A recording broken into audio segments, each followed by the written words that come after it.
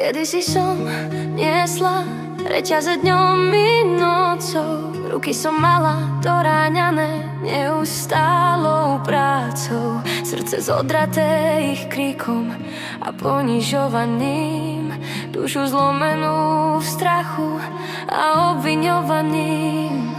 Z ľudí, ktorých som volala blízkymi, vyrástli tiene bez tváre, čo ublížili.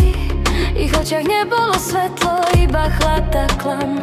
Spravili zo mňa otroka, sama sebe odpúšťam.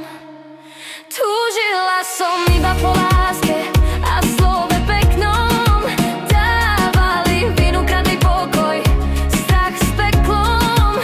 A ja som verila, že tak to má byť, ale dnes viem, zrada je láska slabých. Nie som vinná, že ma pálili úzkosťou, oni horia vlastnou prázdnotou.